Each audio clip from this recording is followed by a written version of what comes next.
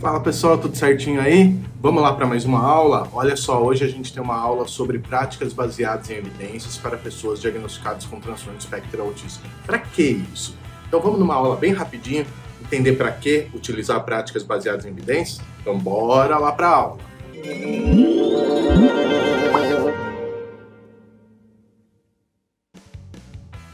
Agora eu te pergunto, quais critérios a gente deve utilizar para selecionar a nossa intervenção que a gente vai trabalhar com o nosso filho, com o nosso aluno, enfim.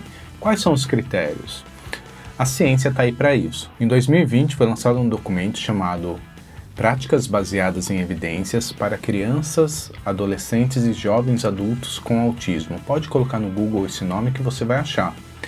Esse documento, ele descreve pelo menos 28 práticas que são baseadas em evidências científicas, ou seja, um estudo amplo que foi feito, que mostra pra gente o que é que funciona e o que é que não funciona. Ou melhor, aponta pra gente com mais precisão o que é que a ciência tem mostrado que funciona para o transtorno do espectro autista. E outras deficiências também, mas especialmente para o autismo. E por que é importante isso, né? Desde a década de 70, a gente tem trabalhado com conceitos de práticas baseadas em evidências, para que a gente não caia na falácia de utilizar metodologias ou técnicas que são incoerentes com aquilo que a gente está fazendo. É mais ou menos assim, né? Nós tivemos uma pandemia muito séria, né, que durou mais de ano, né, que está durando, né, no tempo dessa gravação ainda estamos na pandemia, do novo coronavírus, Covid-19 e todas as suas variações que surgiram ao longo desses anos. Não dá para a gente pensar, por exemplo, ou não pôde-se pensar, né, pela ciência, na utilização de vacinas e medicações que não estivessem controladas e previstas que iriam, de fato, ajudar as pessoas, né? Então, por exemplo, foi lançada uma medicação, né? Foi lançada uma medicação chamada cloroquina para a Covid-19 e que ela não teve, em momento algum,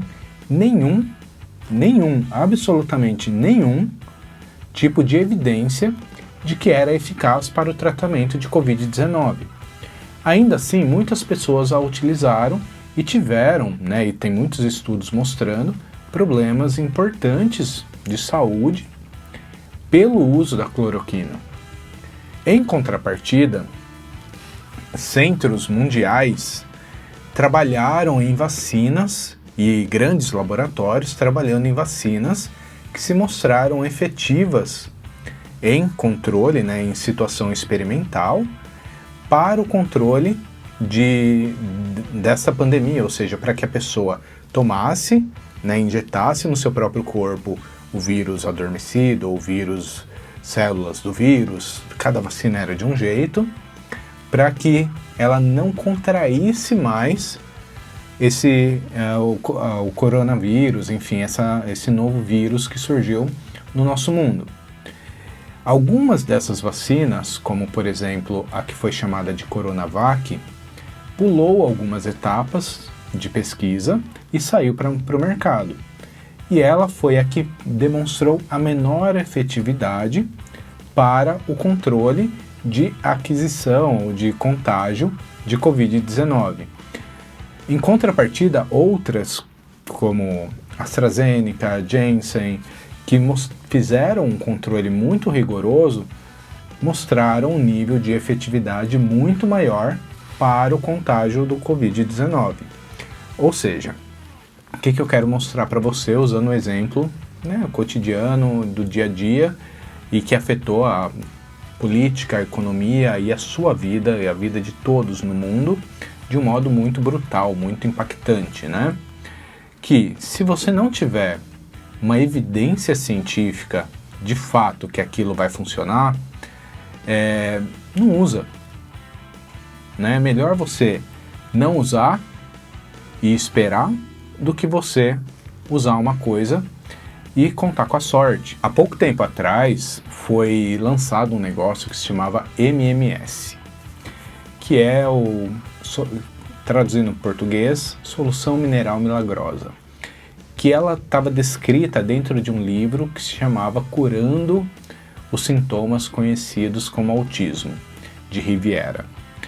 Esse livro explicava certinho como se fazia uma solução que iria curar o que era chamado, então, no livro, de sintomas conhecidos como autismo. Então não se tratava, de acordo com o livro, de um distúrbio do neurodesenvolvimento como é o autismo, mas sim como sintomas. E você pode pensar, né, como pai, como mãe, enfim, eu como pai, penso, né, vem aí no mercado algo que diz que vai curar todas as limitações do meu filho e que mais do que isso, eu vou conseguir ver essa cura, porque contava no livro o seguinte, que conforme você ia dando a solução, né, do MMS para o seu filho, ia sair nas fezes dele mucos brancos e acinzentados, que seriam o autismo saindo do corpo do seu filho. Olha que fantástico, maravilhoso. Entretanto, quando começou a se ver, né, esses mucos e essas coisas, percebeu-se que a saúde da criança começou a ter lá seus déficits e prejuízos também. E as pessoas começaram a ter que levar as crianças no médico.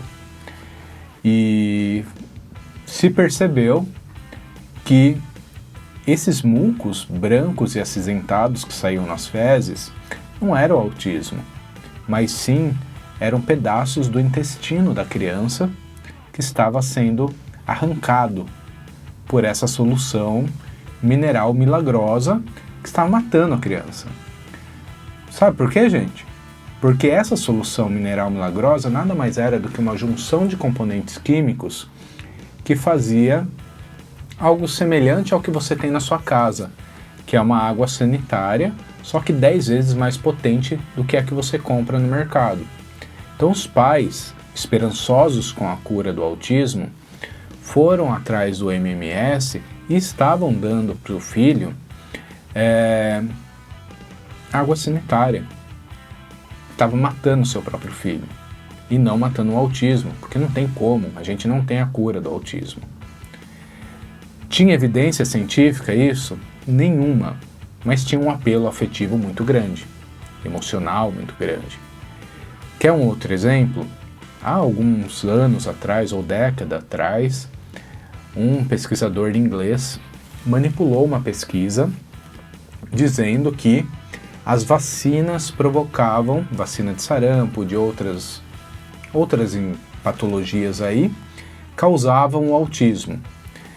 E ele manipulou de que modo que ele manipulou a pesquisa, né? Ele pegou um grupo de pessoas que tomou vacina e que eram autistas e um grupo de pessoas que não tomou vacina que não era autista. Basicamente foi isso. E publicou numa grande revista. Só que a pesquisa estava muito limpa, muito perfeita. E eu sou cientista, né? Eu sou pesquisador. E não existe pesquisa muito limpa, muito bonita, né? A pesquisa é feita para gerar questões também, né? Tem que gerar questão, não pode resolver o problema. E aí, esse cara, as pessoas, né, os outros pesquisadores, começaram a suspeitar, peraí, como assim, né? E foram examinar essa pesquisa, né, que passou por exame de pareceristas e tudo mais, passou, acontece. De vez em quando algumas palhaçadas dessa na ciência. Aconteceu e passou. E as pessoas começaram a tentar fazer o que eu ensinei agora de pouco em outras aulas, replicações, e não replicava. Então não era uma lei natural, não era um fato. Era uma coisa que se não tem replicação não é real, entendeu? Precisa replicar. E aí o que aconteceu? Vazou, né, para a população, né, no tempo de você quebrar aquela porcaria daquela pesquisa, as pessoas já estavam sabendo e criou-se um movimento muito grande de não tome vacina. E doenças que já estavam praticamente erradicadas na população mundial voltaram. Então assim, vamos atrás de evidências científicas e questionar a evidência científica. E esse documento que eu falei para você, que tem as 28 práticas que são baseadas em evidências, vá atrás disso e pesquise cada uma dessas práticas, desde a primeira que está lá, que é intervenção baseada no antecedente, que ela se destrincha entre enriquecimento ambiental, NCR, né, que é reforçamento não contingente, restrição ambiental, atividade física, enfim, ela se quebra em várias outras estratégias de comportamento. Pesquise isso. E o profissional que você for colocar para fazer essa intervenção baseada em evidências, peça que ele te entregue na tua mão um papel que comprove que ele sabe fazer isso. Porque é muito sério. Existe pra gente, né, uma coisa que é: ou você faz uma coisa correta, ou é melhor não fazer. Eu já disse isso para vocês. Ou você faz uma coisa que vai ter efetividade, ou não faz nada. Você colocar numa terapia uma vez de fono, uma vez de TO, uma vez de psicologia que vai trabalhar com psicanálise com seu filho autista, é a mesma coisa que você não fazer nada, ou às vezes você está piorando o quadro do seu filho, sendo que a ciência já mostrou que você precisa de um tratamento intensivo e precoce baseado em ABA, que é o que eu vou contar para você na nossa próxima aula, o que é. Até já!